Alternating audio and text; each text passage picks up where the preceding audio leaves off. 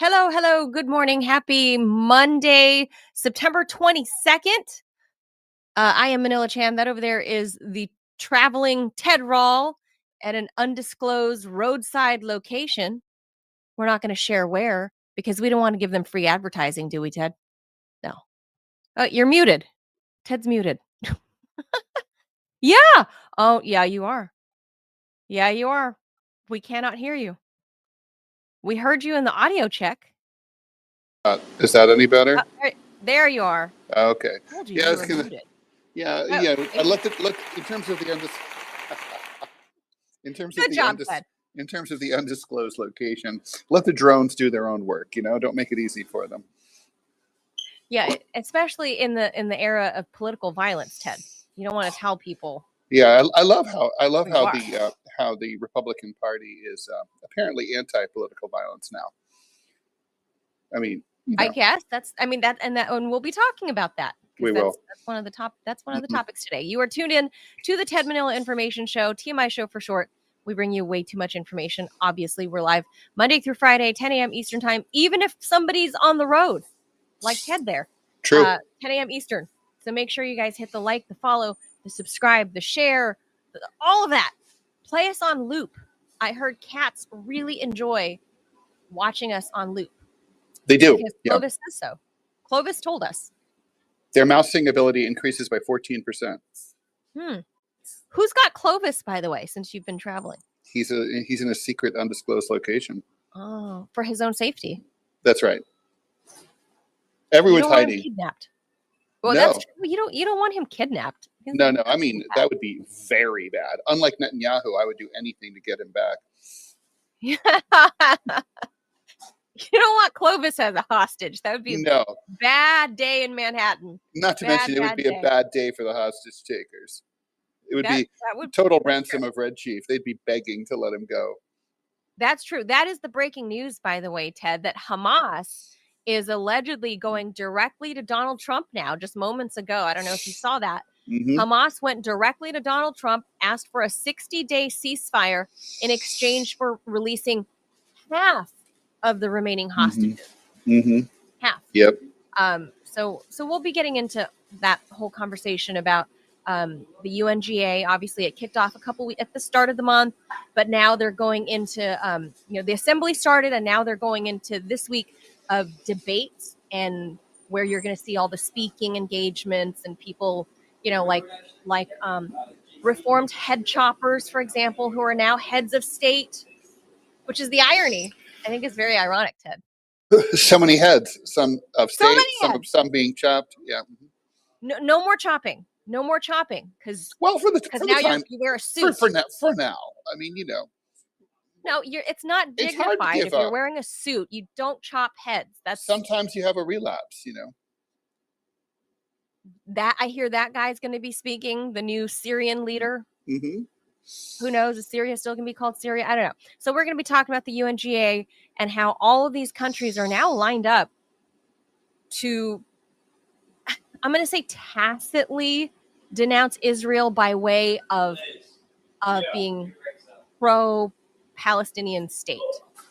I think that's kind of fair because they're kind of still bitching, like they're bitching out from being full-on denouncing of Israel. I think that's fair, Ted. True. Yeah, it's fair. Yeah, they're not really just going to go out and say it, but instead they're going to be like, no, we're not against Israel. We're just being pro-Palestinian state. So we'll break down what that actually means. By the way, for the Rumbler who thinks I'm in the bathroom, I'm not. That's a reasonable supposition, but it's not true. Ted is not in the bathroom. I'm not multitasking. That's all I have to say. No. Yes, we confirmed that Ted is not in the bathroom. Producer Robbie and I, we checked. We know for sure he's not in the bathroom. Well, it violates all the FCC rules. Oh, would it? Yeah. Well, I think there's the FCC doesn't regulate us. Not the FCC. I think. I don't know what kind of decency laws there are out there, but I think it would probably be illegal to live stream from a public bathroom. Oh, well, if it's not, it ought to be. We got to look into that. And now I'm curious. Like, can you live stream? I'm sure. Well, I don't see why you couldn't. Public bathroom? Oh, it could be. It could be a privacy violation. But what if privacy thing. What if you were inside your own stall? I don't know if that's private enough, because I know it's illegal. I did broadcast my old radio show on April Fool's Day from the bathroom at KFI once. Well, that's just because. I mean, that's in a private building, though. That's true. Yeah. Mm-hmm. Although there were other people, other workers who came in. Yeah. Radio stations, especially back in those days, I know it mean like things were wacky back then. True. It's not like that anymore. It's probably illegal now. Probably. No, talk more into the mic, please. I think everybody can hear me fine. I think it's you. Now, no, it's when I see you. Whenever you turn to your left, away from the mic to look at the camera, it like goes away. So just move your mic closer to you. Yeah, your mic's very sensitive. I don't know. Okay, well, staying with Israel. Very short mention here. Had sometimes two little words. You know, when you're in a relationship, sometimes all you need is "I'm sorry." All right, let's go and should we just get into it? Qatar is going to demand that real quick. We'll talk about Moscow asking for a little, not asking. They're saying, hey, we're going to give Washington an extension. Is Washington going to take an extension on the New START treaty? And then last but not least, obviously, we'll talk about the Charlie Kirk memorial that allegedly drew in almost 100,000 people to State Farm. It's Death-a-palooza. I mean, God rest his soul. No disrespect. No disrespect, except, of course, for the disrespect inherent in that obscenity of an event that happened yesterday. I've had enough of like death talk and martyr talk. I just like martyr speak. Anyway, that's what's on the docket today. So we will hop to it. Are you reading any, or do you want me to do them all? Because I can do as many or all or none, whatever you want. Would it be weird that you're in this public space? Who cares? Like no.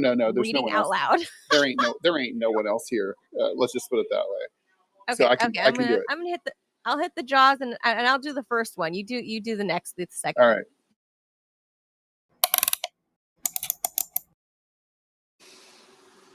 All right. So first things first, over in New York City, where Ted is headed back to, the UK, Australia, and Canada formally recognized a Palestinian state on Sunday, prompting an angry response from Israel, which ruled out the prospect.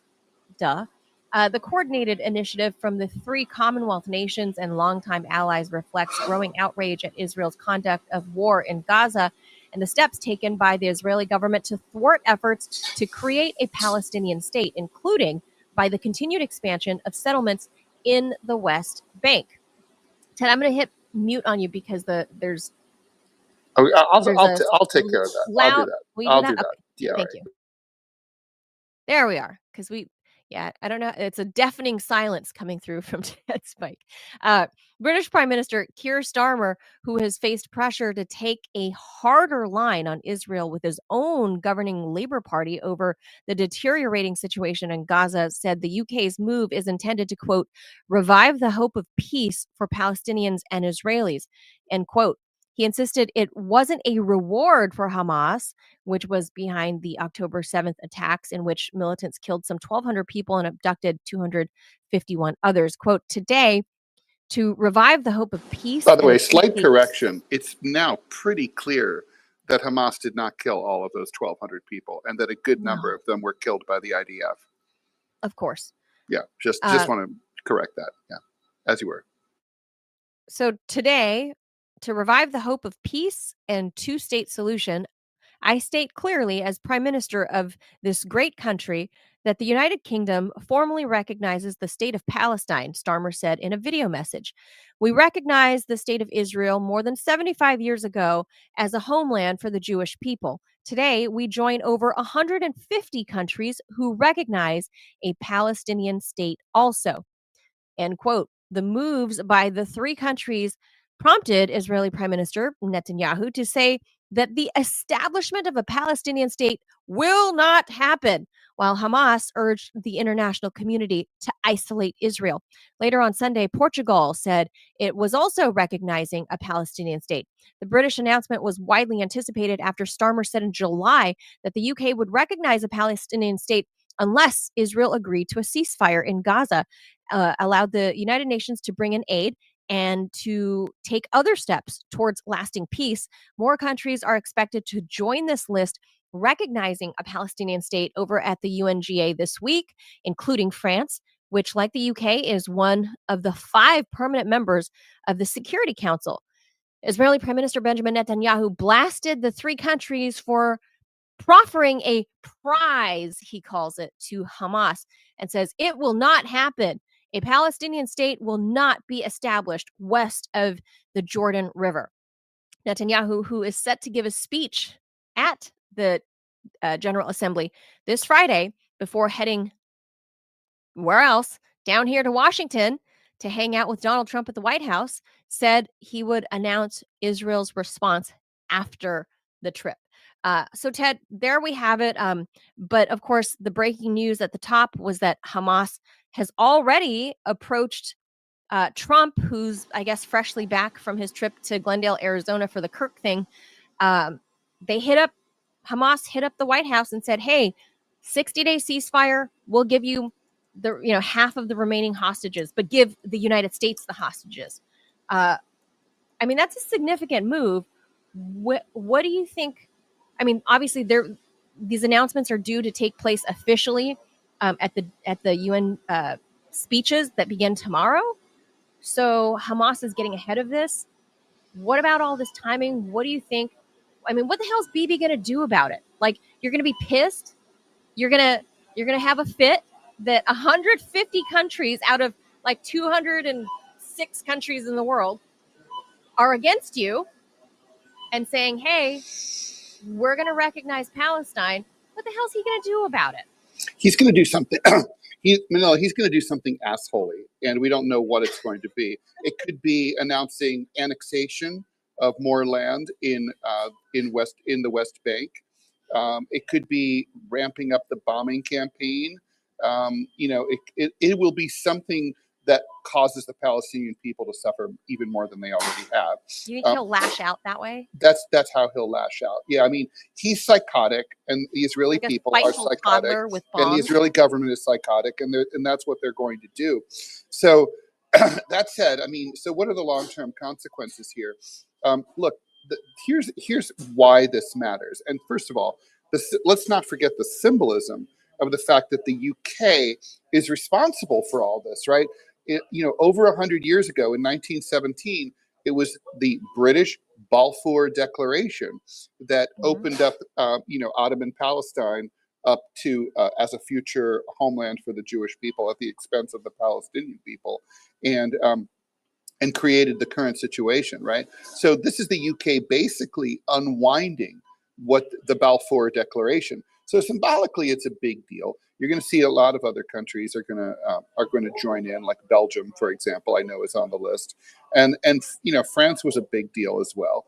I think what's the real consequence here is that Israel is going to find itself completely economically isolated. Manila, nobody noticed, blinked and you missed it, but last Thursday, Bibi actually said Israel is going to be so isolated it may have to change its economic system to autarky. Now, autarky means you have no trade with any other country. You just have walls around your country. No one's allowed to come and go. There's no borders. Like people aren't allowed to leave. And so than North Korea? North Korea has limited trade with China, for example. Yeah. But it would be Russia. The best analogy would be Kampuchea under Pol Pot. Was the best example of autarky. That worked out fabulously well, very successful. So once you start thinking like, okay, Israel, which is a country that is completely dependent on its existence on the United States and the West and the UN, it's like when they start talking about that. So what's going on is no one's going to do business with them. All of these things, like diplomatically, are just symbolic, and they don't mean anything. But like, they send the message to business. It's not cool to do business with the Israelis. And like, practically speaking, Ted. Yeah. Like where I honestly don't know this. Like Israel's not my thing, right? But where do they get their food supply? Are they a grower state? Do they like? They have farms, but they have farms, but I mean, it's not. Look, it's not, there are farms, but it's it's desert, right? So everything's has to be irrigated, and there's not a lot of water, and they don't have like major rivers or anything like that. So basically, they irrigate. They don't even have a desalination situation, which I think is insane. Like all of their foods, like they don't have huge like beef and cattle. Like they're no, you drive everything's if you drive around. I mean, they do have wine in the Golan Heights. They have they have olive trees. They have that kind of dry shit. But unlimited hummus, I heard. Yeah, as much as you can stand. But it's they're importing everything, right? So it's a fragile economy to begin with, and I mean, it would be tough for a country as rich as the United States to go to do autarky, but we could. There's no way a country like Israel can make it work. So, I mean, they don't have oil, for example. So, the Palestinians have oil. Part of the reason that Gaza is coveted is that they have offshore oil rights. But I mean, the Israelis are going to find themselves in a world of hurt in a very short time. I mean, they're going to start to feel the pain in a big way economically within the next 6 months, and I bet within a year or two, they're going to be facing the prospect of total economic collapse. I mean, I don't know. I hate to say hopeful of that, but I mean, how else can you force Bibi to back to the table to bring a permanent, lasting peace? Right? No, it has to come from domestic Israeli opposition. Right. Right.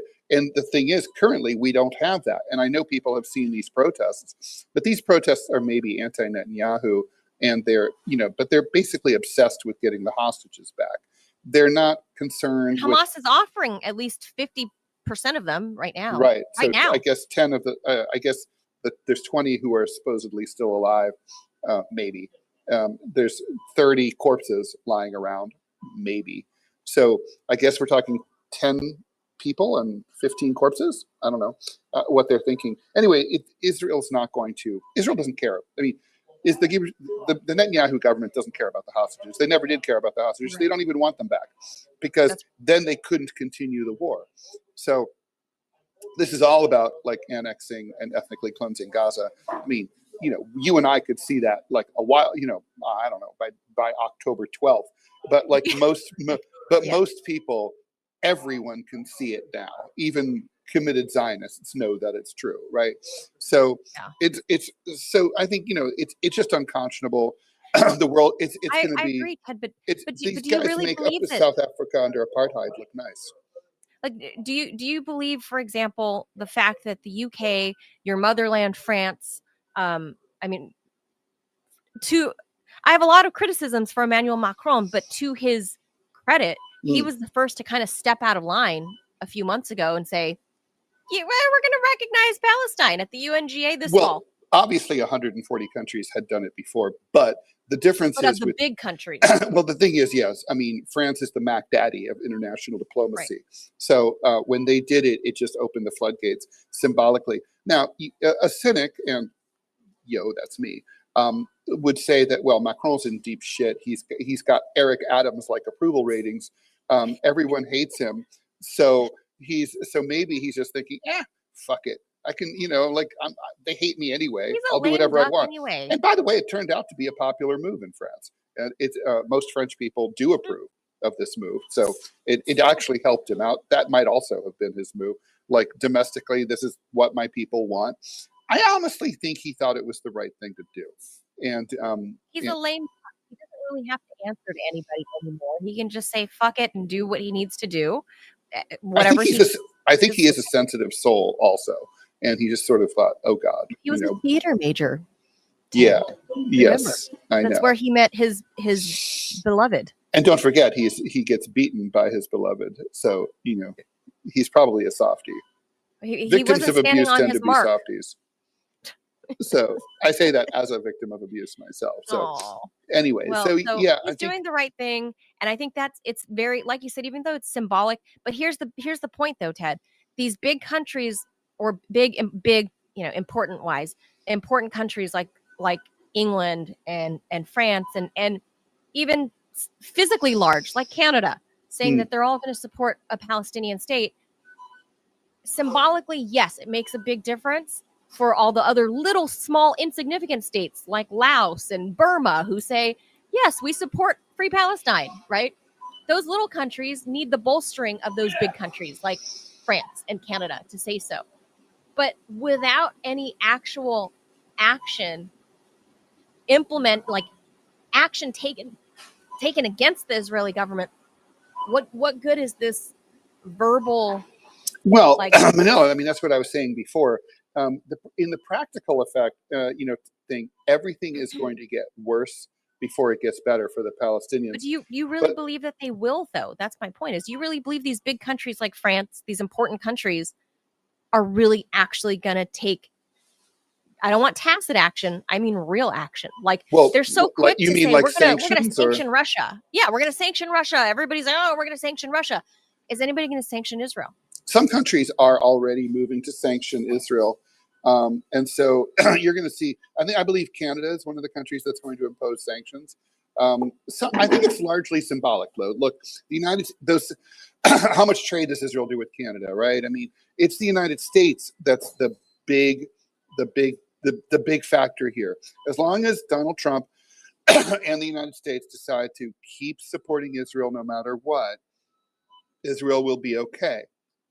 But the thing is, how long can that go on? I mean, here in the United States, the polls show for the very first time that the overwhelming majority of Americans now are more sympathetic to the Palestinians than to the Israelis. That number is going to continue to shift. Donald Trump knows how to read polls. Kamala Harris is licking her wounds, knowing that if she had criticized the war in Gaza, if she'd been allowed to, might be a more accurate way to say it, that she would probably be president right now. And so the thing is, Israel is toxic. It's plutonium. Nobody's going to want to touch it. And so at some point, the Americans are going to start distancing themselves. And what that's going to look like is going to be like a slow withdrawal. But eventually, the amount of aid is going to start to drop. Eventually, the Israelis are going to find themselves with not enough. They're not going to have enough money coming in from their U.S. bitches to cover all their bills. And that's when they're going to be screwed. Now, Robbie has a question. Why do people consider Europe big countries when they're not even independent? They're a joke. They're vassals who actually think they matter and they don't. Well, there's the historical resonance, Robbie. And there's also the fact that they are big vassals, right? I mean, there's a big difference between, there's France, a vassal and there's a big vassal. France, Germany. I mean, basically, the EU doesn't have to be beholden to the United States. They could tell us to fuck off. They're choosing to suck up to us. A real vassal state can't just choose to go off on its own. So it's like they're vassal states voluntarily. So I guess that's kind of like the point. I take Robbie's point, but it's also like a way when the vassal states start telling Big Daddy, like, sorry, US, we're telling Israel to fuck off, even though you're telling us to please not do that. That shows that there's a growing rift between the EU and the US. Yeah. They're devassalizing. This is part of the devassalization process.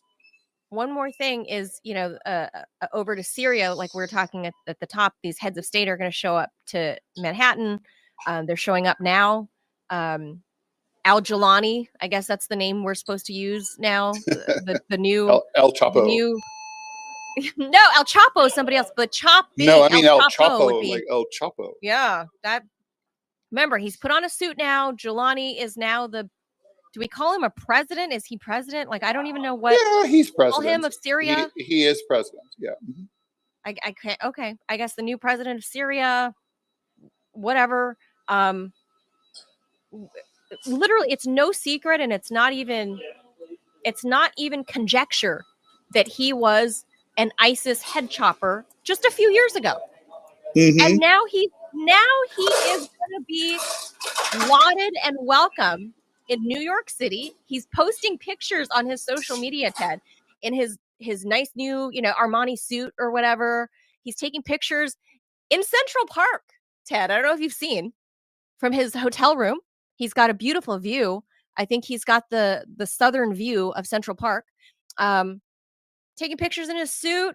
He's like expected to give his first speech. This is like the debutante ball for him, Ted. Is this where we're all supposed to be like, oh, he's reformed. He's no longer a terrorist. He's totally a legitimate president. Totally legitimate. We should all accept him now. Well, he is the new, they've had a coup, they've had a revolution. So he's the new leader of Syria, whether we like it or not. I mean, U.S. backed and funded through and through. True. I mean, it's just incredible to me that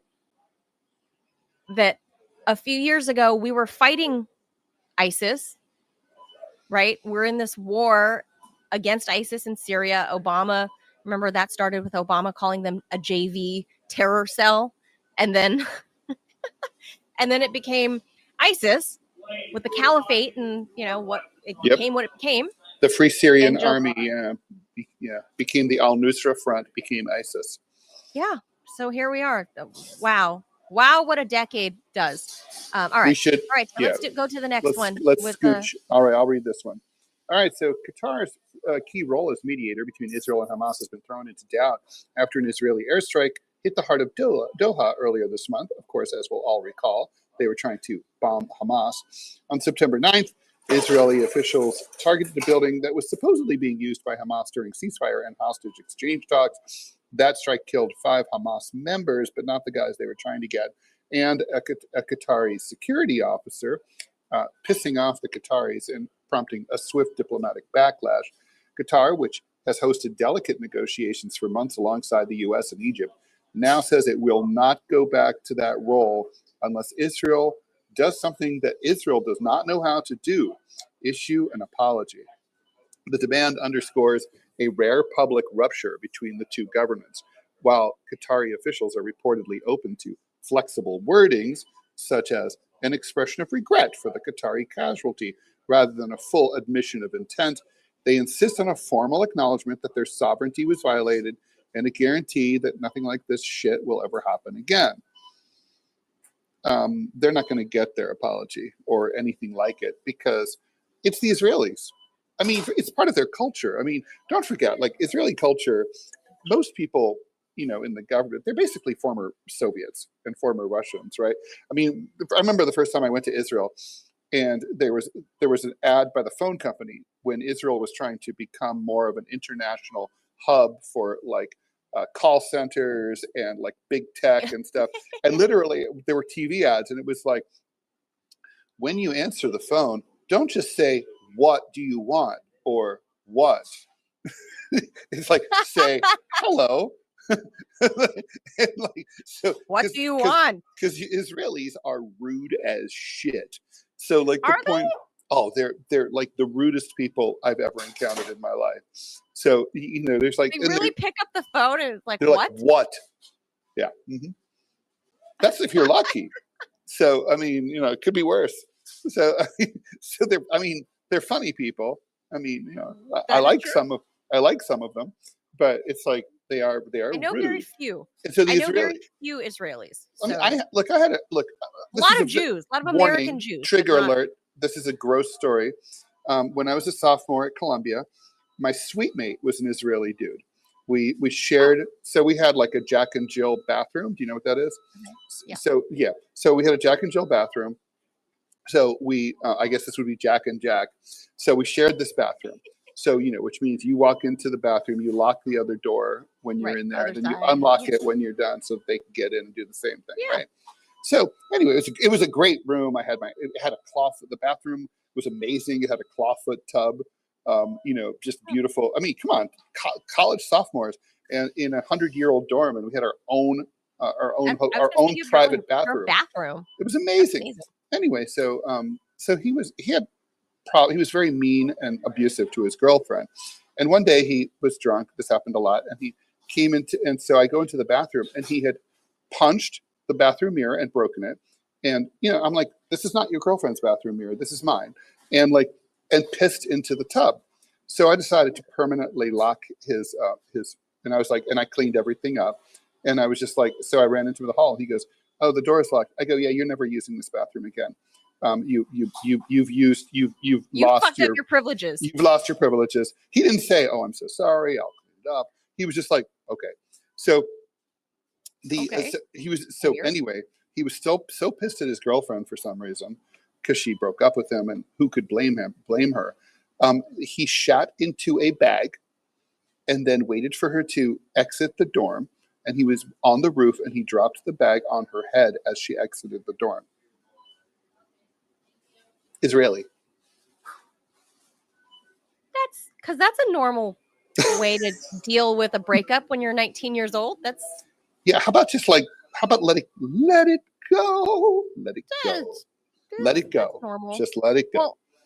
Well, Ted, so, about this whole bombing thing, I forgot the other thing that he did too. Then he bombed her with poop. He did. The Israelis, they love their bombs.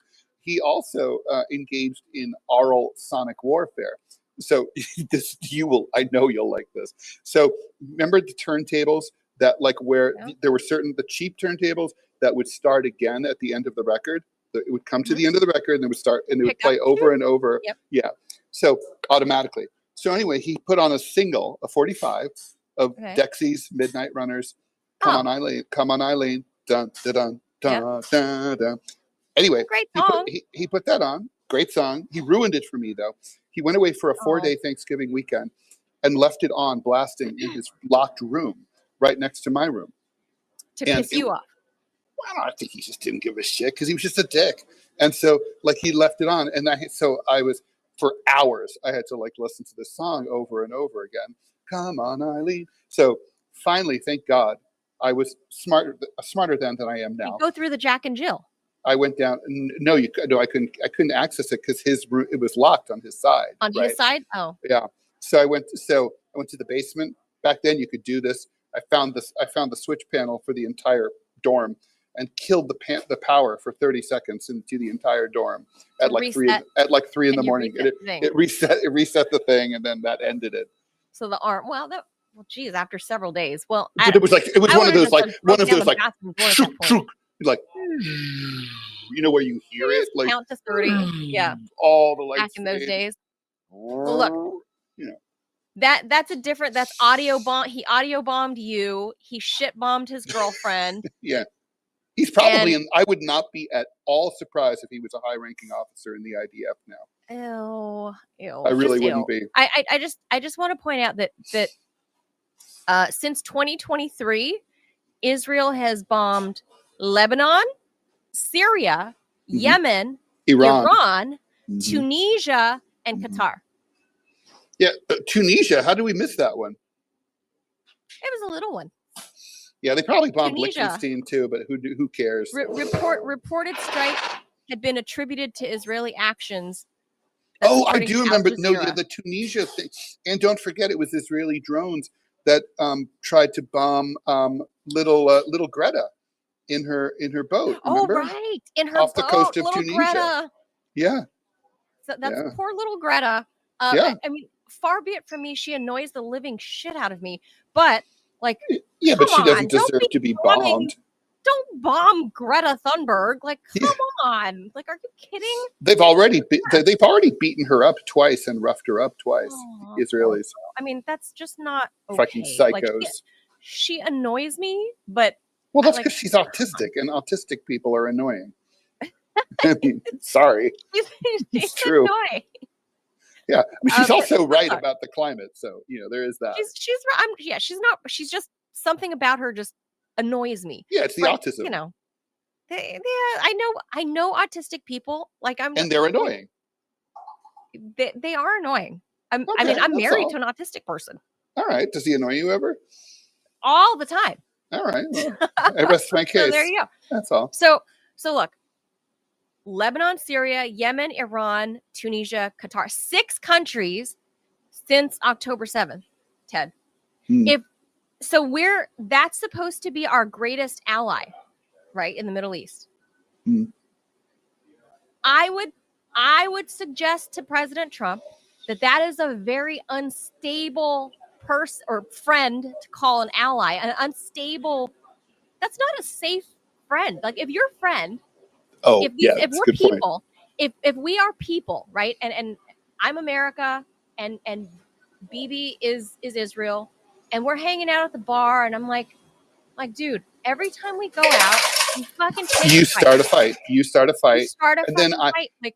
I have a direct experiential analogy. So I had this friend, we'll call him Dan. How long do you stay friends with that because guy? Because his name was Dan and still is. And so one time we go out to a bar, and long story short, we were playing pool. These 2 douchebags insist on playing pool with us. They're like, and they come up to us and they're like, we want to pay you. We want to play you for $20. Now, this is the 80s, so that's a considerable amount of money. And we're like, no, thanks, man. We're cool. You guys can have the table. And they're like, no. We want to play for $20. We're like, no. They're like, okay. So finally I talked to my friend Dan. We both spoke French. Right? I'm French. I'm like, okay, let's lose to these guys and deliberately just lose. And then we'll give them the $20 and we'll just leave. So we'll avoid trouble. So this is, by the way, not the way. So the guys were the worst pool hustlers in the world. They could not play pool. I'm like, I don't know why they were trying to play us for money. They couldn't get a single shot in. We kept blowing every shot deliberately. It was like, where's Alan Funt? Is this candid camera? What's going on? And so finally we're just like, okay, fine, fuck these guys. Let's just kill them and take their $20. So we're like, boom, boom, boom, boom, boom, $20 done. We played pool every single day. We were in good shape. So at the last shot, this is going to be the end. The guy, they take their shot. The cue ball it's impossible. There's no way there's no shot. So the guy picks up the cue ball and moves it. And I go, dude, you can't do that. You can't pick. And he goes, look, I just did. And I'm like, you don't want to do that. Put that back where it was. And he goes, yeah, but I don't have a shot. I go, I know. And he goes, I'm going to lose. I'm like, yes, you are. Now put the ball back. That's the point. So you've lost the game. The game is done. And he's like, fuck that. And he goes to take the shot. And Dan had half Irish, half Turkish, all temper, furious, and I'm like, oh God, all I'm trying to do is avoid this, what's about to happen, because I've seen it happen before. And then Dan's like, and he looks at me and he goes, it's on. He takes his cue, smashes it on the side of the table. It snaps in half. He takes the jagged edge and he stabs the dude right in the stomach. It goes in like this far. There's blood everywhere. I'm like, holy shit. Now the pool room is in the back of this narrow bar in its own little room. It's got one of those big old timey glass lamps over it.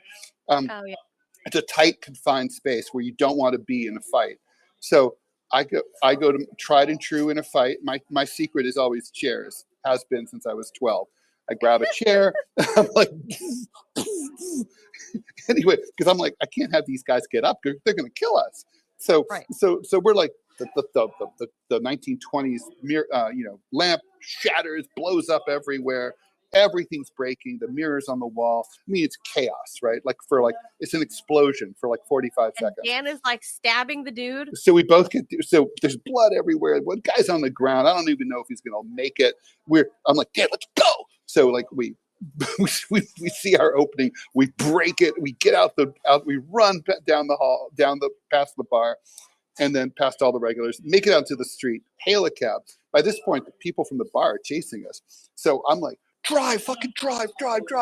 And so anyway, so I'm like, Dan, what the fuck is wrong with you? Why did you do that? And he's like, dude, you were with me. And I'm like, I'm your friend. I was elected to be a part of your fight, but I didn't want to be part of your fight. I didn't want there to be a fight. You made a fight, and then like they assume I'm on your side. This is like, yeah, because I'm with you. Right. So this is like Robert Fisk. Robert Fisk was in Afghanistan in 1980, and he was captured by the Soviets for being in a zone he wasn't supposed to be in. While he's being taken to detention gulag in a Soviet tank, they're ambushed by the Mujahideen. Like they're all going to be killed. The Soviet commander uncuffs him, puts an AK-47 in his hands, like, you got to shoot. Robert Fisk isn't like, oh, I'm a journalist, I can't do that. He's like, we're all going to die. He's like, the Mujahideen aren't asking any questions. Don't shoot me. I'm not with them. Right. You're right, Manila. Israel is that guy. Israel is like the guy who, he's your wingman. He's your asshole wingman, is what it is. He's the wingman who gets you. He's Dan. Israel is Dan. Dan is trouble. Stay away from Dan. Stay away from Israel. I mean, honestly, if we dipped on Israel, oh my God, it would be like the birds would start chirping. The sun would come out. Climate change would go away. They're the biggest destabilizing force in the world. Not only are they Dan, but imagine if Dan came to you every year, Ted, and was like, bro, can you spot me $4 billion? Can you spot me $4 billion? Robert, yes. Well, there is that. By the way, getting into Robert Fisk, Razmataz wants to know. Robert Fisk was a legendary journalist who wrote, in my opinion, one of the best books ever written about politics and history, called The Great War of Civilizations. It's a 1,200 page turner anthology. It's a genius book. It's like, if you ever really want to, if you like nonfiction about like the Middle East and how we got where we are, everything's tied in. It's Robert Fisk, The Great War of Civilizations. He was a really important British journalist for the UK Independent, and I got to know him pretty well. He's and also very pro-Palestine. So included in this book, in Samuel Huntington's book. Oh, I'm sure he is. I think there's like excerpts of that anthology or whatever. Fisk was a badass. Book. I got to hang out in his apartment in Beirut once. It was awesome. Because that book was written like in the 90s. Anyway, okay, let's move on from that. So I think that's the perfect analogy to the U.S.-Israel relationship. Ted and Dan. All right, who's doing this one? It's Ted. I'll do this one. All right, over to Russia. Russian President Vladimir Putin said on Monday that he was ready to extend by 1 year the last arms control treaty between Washington and Moscow that limits the number of nuclear weapons each side has if Donald Trump is willing to do the same. The new Strategic Arms Reduction Treaty, or New START Treaty, which caps the number of strategic nuclear warheads that the United States and Russia can deploy, and the deployment of land and submarine-based missiles and bombers to deliver them, is due to run out on February 5th, 2026. With just over 4 months to go before it expires, differences over the war in Ukraine mean Russia and the United States have not started talks on renewing or overhauling that treaty, though Trump has spoken of his desire to do a new nuclear arms control deal, albeit add China into that mix.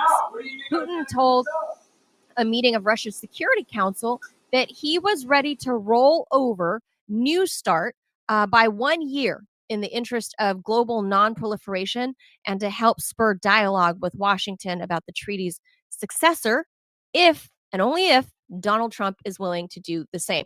So basically, Vladimir Putin's extending the olive branch to say, look, I know we haven't resolved this whole Ukraine thing in 3 years, going into its fourth year. But that was, between the Biden administration and NATO and us. But hey, Donald, me and you, we just had our little bro hangout in Alaska. Here's this. Let's do something, and have cooler heads prevail. Let's not do some nuclear proliferation. Let's extend this thing. We'll sort out Ukraine, and then we'll do like a new start treaty if you want, and include China. Let's just do an extension. And I think that's, Ted, I personally think that it's a good idea. You only have 4 months before the new start expires. 4 months. They have not discussed a lick. No, none of the diplomats have had any meetings about New START, about nuclear proliferation. Yet we were at the cusp of potentially having a hot nuclear war a year and a half ago with Biden, that old senile man in office. We were steps away from going to nuclear war because of Ukraine. So here's the chance for Trump to say, hey, let's just take the extension, and then we'll do a full-on dialogue and meeting about if we're going to do a new start and include China into the mix. Then that could be like a crowning moment for the Trump administration to say, we have included China in this brand new non-nuclear proliferation treaty for the new millennium. We're including all these other countries, but you need at least a year, at least, Ted. If not, if you want a really expansive and comprehensive one to include all of the other nuclear states, like, I don't know, Israel. Who's not even officially a nuclear state. No, I mean, Manila, we agree on this 100%. Obviously, Putin's usually the adult in the room, especially if he's in there with Trump, and he's right. I mean, it's a no-brainer. It's a no duh. It's like, yeah, just do it. Nothing will happen here because as Robbie pointed out before we went on the show, the Senate has to ratify any treaty. And this insane Senate will not do that, even if Trump were to bring it to them, and he won't. But I'm dying to talk about our next story.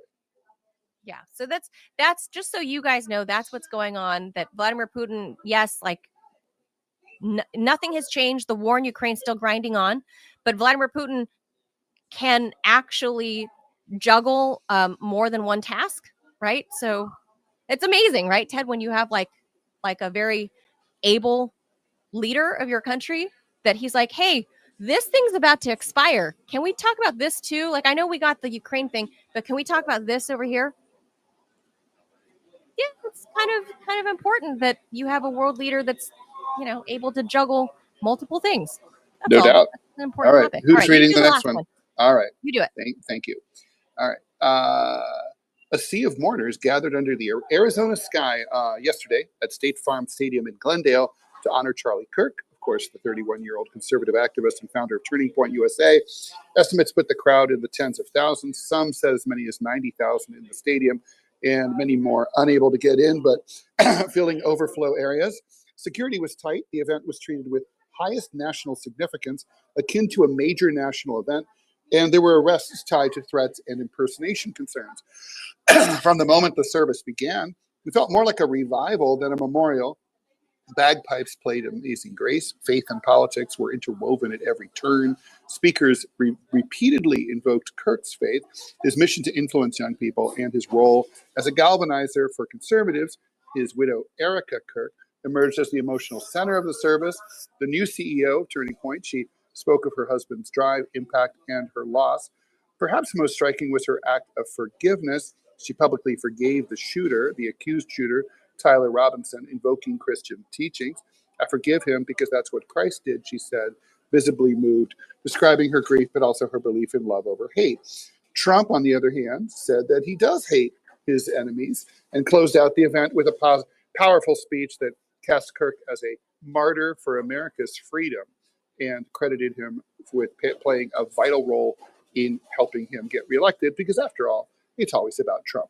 Vance, along with senior conservatives, underscored that Kirk's death was not just a tragedy, but a call to action, to carry forward his work to inspire more activism among young conservatives. Notable figures in attendance included Elon Musk, seen seated next to the president for the first time since his split from Washington after Doge, Vance, Rubio, Gabbard, Hegseth, and others from the Trump administration. There were moments of uplift and sorrow. Trump embraced Erica on stage. Attendees chanted and sang. Prayers and hymns filled the stadium. The memorial fused public mourning with political purpose like a rally. It was a testament to Kirk's polarizing yet powerful influence with grief, faith, and resolve, and a message that without Kirk, many believe his cause will carry on. I thought it was an insane gathering, an insane spectacle. It was like, I mean, this is a memorial service. And, it was such the opposite. There was no dignity. There was no decorum. I mean, it was a political rally. When they brought out the widow, they brought her out with fireworks, sparklers. I didn't see that. Jesus Christ. And then the whole thing was like, I'll pop Robbie on for this. And there was a lot of statements, like, for example, Erica says like, when I saw, let me see what they did to him. Like, they didn't do, there were no theys there who did anything to her husband. It's one alleged shooter, one person who, by the way, is not trans, is not a they. So he's a he, and even though he's with a trans person. So the point is that, like, it was a political rally. It was the commodification of grief, something I've criticized in numerous fora over the years. It reminded me a lot of another similar event in Arizona when former Arizona Cardinals quarterback Pat Tillman died in Afghanistan, killed by friendly fire, but nobody knew it at the time.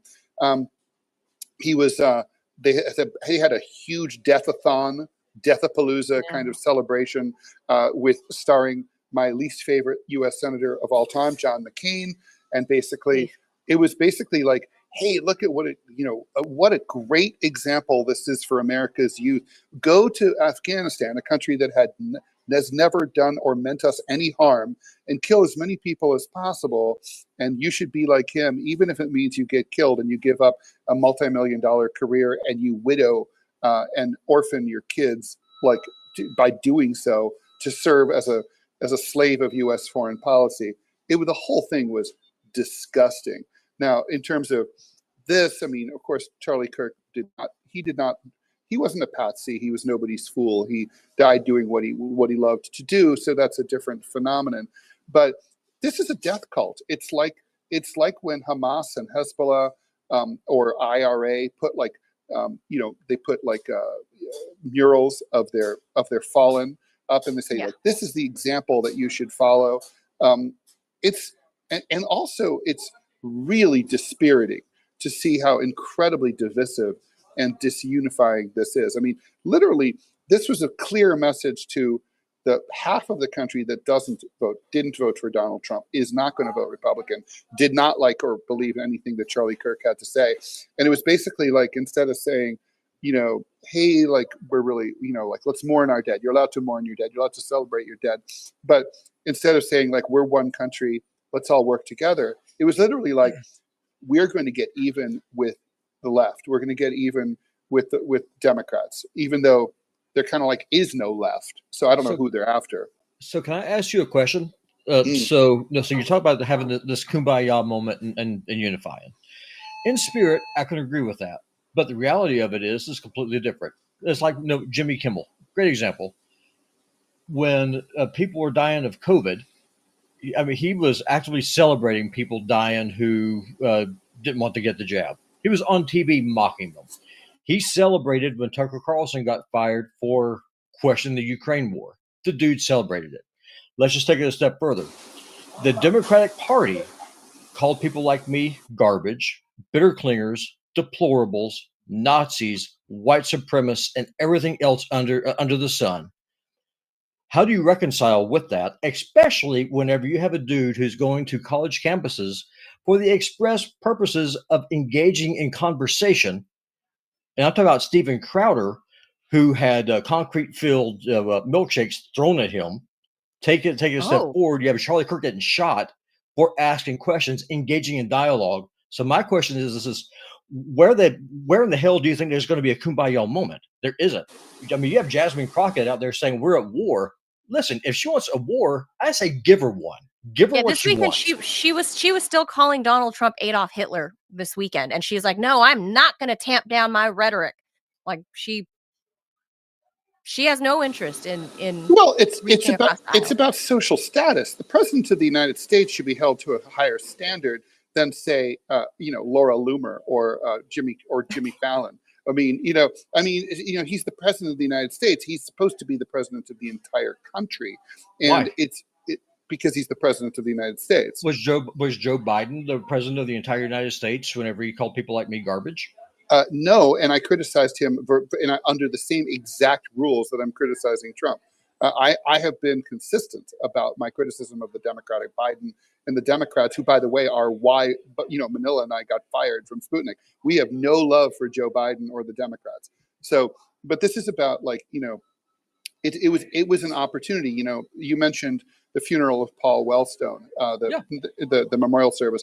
Okay, it was a pep rally. I watched that. It was a pep rally, but it was not. And it was definitely partisan, but it wasn't anti-Republican. It was, even though there was a strong feeling, and I agree with it. I think Paul Wellstone was assassinated by George W. Bush, and we can get into that if we want. But the point is that a lot of people believed he died at the most convenient possible time, in the most convenient possible way for the GOP. So there could have been a lot of anger.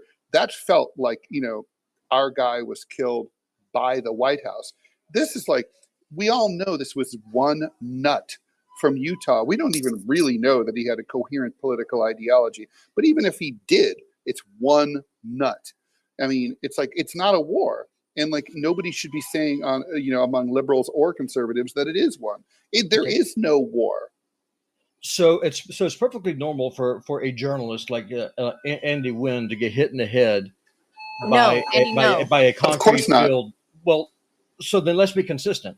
What I advocate for, and I mean this sincerely, is if you decide you're going to go to a pep rally, if you see someone who's winding up with a milkshake and it looks like they're going to throw it, you don't know what's in that thing, you take that guy out. You beat him the hell down. I have no problem with that. That's just the whole point. But that's not the whole point. The whole point is the rhetoric of the president and vice president of the United States of America, and they're trying to basically blame everyone who voted Democratic, which I'm not one of them, by the way, to in this bucket of they all killed Charlie Kirk. Right. That's not true. I agree.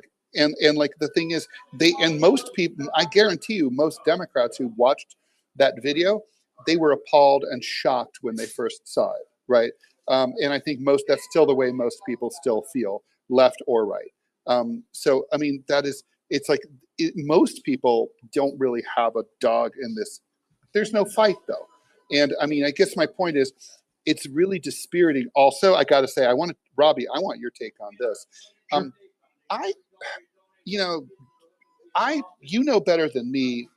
You're a devout Christian, but it seems to me like there is a contradiction between a bunch of people wearing red, white, and blue and carrying flags and draping themselves in the trappings of fake patriotism, and saying that and then saying. And also saying all Democrats are scum, the left is scum, we're at war. Those don't seem to jibe with the teachings of Jesus Christ, at least as I'm familiar with them. Well, it's because they don't. Okay. I mean, there is no contradiction there. So, I mean, one of the things, and this is in the premium episode that we did, what's one of the things I point out is one of the biggest differences between me and Charlie Kirk. I am a Christian. Charlie Kirk was a Christian, but he was also interested in building big tent Republican politics. Mm-hmm. Those two things are not compatible. That's one of the reasons why me and Manila got into it on Thursday after the segment with Achilles. I am a creature not only of the right, but I actually believe what the Bible says, whether it's politically expedient or not. That's the difference. What Republicans like to do, they like to wrap themselves up, in a Christian trapping, for the culture war. Keep women out of bathrooms, keep women out of sports, but they're perfectly fine. For example, like with Trump having a cabinet full of homos. As a Christian, I oppose that too.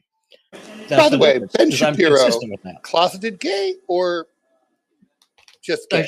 No, I don't think so. No, he's just a sociopath. He really presents as a closeted gay. I mean, his voice, I would agree. I think his prostate probably gets tickled a bit, but more to the point, though, I think that really what this is all just kind of just boiling down to is that both sides have at least this mythology that they try to cling to. The left claims to be the party of inclusion and education and tolerance until you disagree with them, in which case you get. You mean the Democratic Party? Because there is no left. The Democratic Party. There is no left. Yeah. Well, I'm just using just the popular terms. That way people can understand what I'm talking about. Like, you're a leftist. The Democrats are not.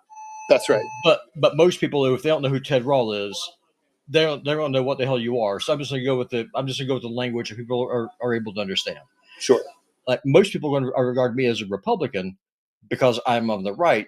The problem is that I hate the Republican Party because they're too left of me. So I mean, that's what I'm just trying to package this. You have the party of pro-life, the GOP, who has zero problem whatsoever ignoring the teachings of Jesus and the Bible when it's politically expedient, while dropping bombs on children and starving them, meanwhile lecturing women about the evils of abortion. That's hypocrisy 101. Then you have the Democrats, or the left in this term, how I want to call it, then is going to go so far out as saying all opinions are welcome, diversity is our strength, tolerance is of the utmost virtue until you disagree with me, and then in which case I'm going to shoot you. I'm going to throw a concrete filled milkshake at your head, and that happens a lot. So the problem is that there is no political solution to this. I mean, this is late Republican Rome. There is no political solution from the top. I agree with that. Our population is in a state of low intensity civil war, and there is no putting this back together. What we saw yesterday was a symptom of what you're describing. I agree with that. I mean, the president can't fix this. Congress can't fix this. Exactly. Jinx. He specifically said last night or yesterday. I didn't watch the thing, but I saw the clip, and President Trump actually said to the widow's face that, like, he was kind of shocked that she was willing to forgive the alleged shooter. Yeah, she appears to have read her Bible, unlike Trump. Well, yes, and he's like, "Well, I'm not. I don't forgive anybody. I want the worst for my enemies." And you know what? That's why Trump, when he dies, that's why he will go to hell, because in order to be forgiven for your sins, it is incumbent on the Christian to forgive those who wronged them. It's also incumbent on a Christian to pray for their enemies. That doesn't mean that you don't fight them. That doesn't mean that you don't oppose them, but you are commanded to pray for them. Right. Trump has no idea what's going on because there is no higher power in that egotistical orange head of his than him. He is a law and a God unto himself. Talk about Thunberg being autistic. I don't know if Trump is autistic or just evil. Probably both. Just a narcissist. He's the most narcissistic person ever. It's all about him. And for the record, I'll go away because I know we're getting long. There's nothing harder in this world, and Ted, you'd be able to attest, you'd be able to agree with me on this, than to forgive someone who has actually hurt you. Yeah, that's true. That is an incredibly hard thing to do. Mm-hmm. If someone killed my wife, I would have an incredibly hard time forgiving that person. I had a hard time forgiving my dad, and he has hurt me. If someone killed my wife, I would have an incredibly hard time forgiving that person, and it would take a supernatural act to be able to do it. Yeah, I agree with that. It is really hard, but I mean, unfortunately, we're in a state now where we don't seem to, as a society, to think that that's even the standard. That's the gold. Right. That's the gold standard. That's what we're supposed to be aiming for. We may all fall short, but we should be striving for it. Now there's no pretense. That's the problem. Everything goes, and people just do whatever the hell they want. Ted, do you know where we are right now? Honestly, this is bleeding Kansas in 1858. This is bleeding Kansas. We are well on our way. Oh, I know. It's very. I don't know how you put that back in the way. Yeah, Trump should get rid of that Andrew Jackson picture and put up James Buchanan, because that would be more appropriate. No, I agree. Because Andrew Jackson, he threatened to hang Calhoun from the tallest tree he could find. But so, I mean, James Buchanan basically just like had no fucking clue and just made everything worse. No, agreed.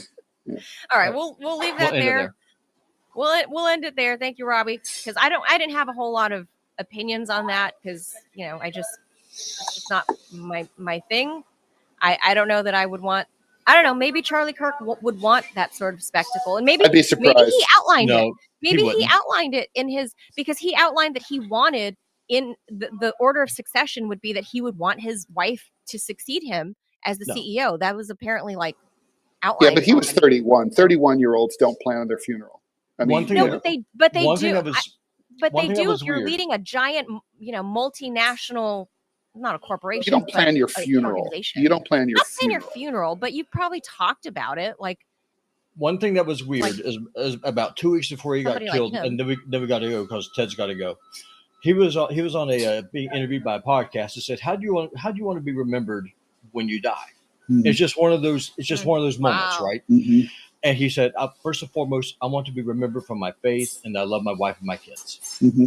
He didn't want the spectacle. I don't know. This is GOP hypocrisy, ghoulish hypocrisy through exploitation. That's how I viewed it too. It's exploitation. Yeah, I didn't watch it. It's not my thing. And also the whole. I certainly talk about how I would want to go. Not how to go, but the ocean of social media posts about like we're all of America. Everyone's, and it's like no. Unfortunately, we should all. I would love for all of America to be united in some way. I remember for a couple of days after 9/11, we were, took about a week. And then we remembered how much we hated each other.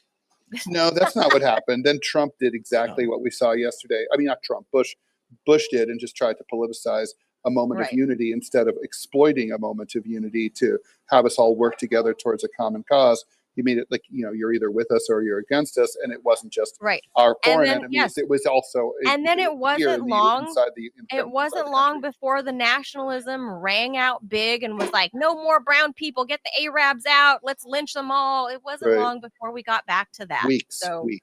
I mean, one of the things, and we know this from the letters, is that when the South succeeded after Fort Sumter was fired on, Robert E. Lee, he was offered command by Abraham Lincoln of the command of the entire Union Army. And the man agonized over it. He said, what do I do? He wrote letters to his daughter and his wife, just agonizing about this decision, because he was an American who loved his state. And if his state left, that's how he had to go. His conscience would dictate it. We are so far beyond that point. There is nothing. There's no concept of American unity anymore. It's just tribalism. And I think that's a sad way to end it, but that's where we are. Yeah. All right. So we'll leave that there. Thank you for tuning in this Monday.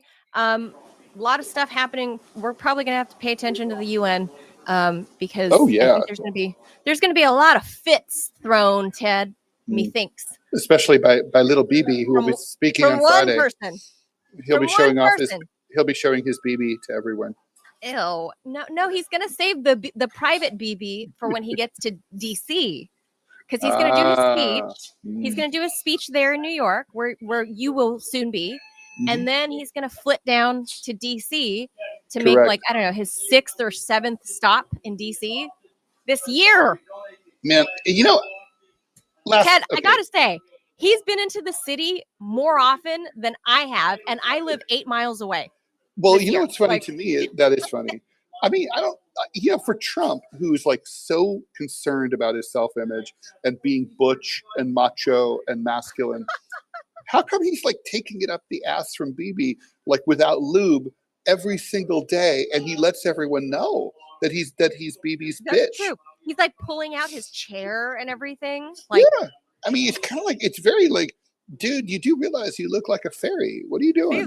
He's pulling out the chair and he's like, #no homo. Well, the answer to that's APAC. Yeah, let's be honest. APAC rhymes with fudge back. Okay, with that. No. All right, guys, that's it. Thanks for stopping off, Ted, and helping do the show. Safe travels. We'll see you back tomorrow. You'll be back in New York City. Safe travels. Thanks, everybody, for tuning in. Happy Monday, start of your week. See you tomorrow, 10 a.m. Eastern, everybody. Adios, amigos. Bye. Bye.